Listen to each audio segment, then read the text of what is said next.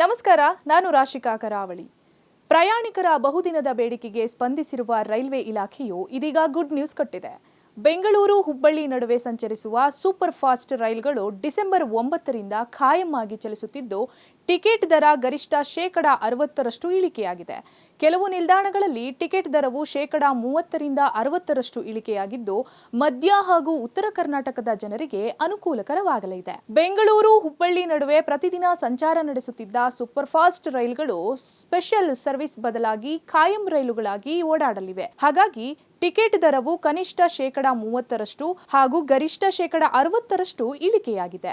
ಈ ರೈಲು ಕಳೆದ 3-4 ವರ್ಷದಿಂದ ವಿಶೇಷ ಕೋಟಾದಡಿ ಸೇವೆ ಸಲ್ಲಿಸುತ್ತಿದ್ದ ಕಾರಣ ಟಿಕೆಟ್ ದರವು ಸಾಮಾನ್ಯ ರೈಲಿಗಿಂತ 30ರಿಂದ 40% ಹೆಚ್ಚಿರುತ್ತಿತ್ತು.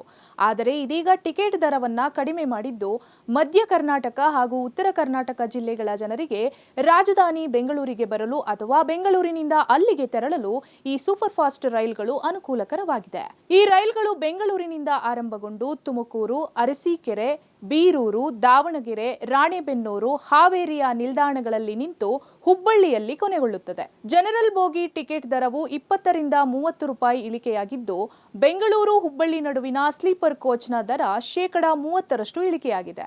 ಸೂಪರ್ ಫಾಸ್ಟ್ ರೈಲುಗಳು ಖಾಯಂ ಬಿಟ್ಟಿರುವ ಕಾರಣದಿಂದಾಗಿ ರೈಲುಗಳ ಸಂಖ್ಯೆಯನ್ನ ಬದಲಾವಣೆ ಮಾಡಲಾಗಿದ್ದು, ಸಮಯ ಹಾಗೂ ಪ್ಲಾಟ್ಫಾರ್ಮ್ನಲ್ಲಿ ಯಾವುದೇ ರೀತಿಯ ಬದಲಾವಣೆ ಇರುವುದಿಲ್ಲ.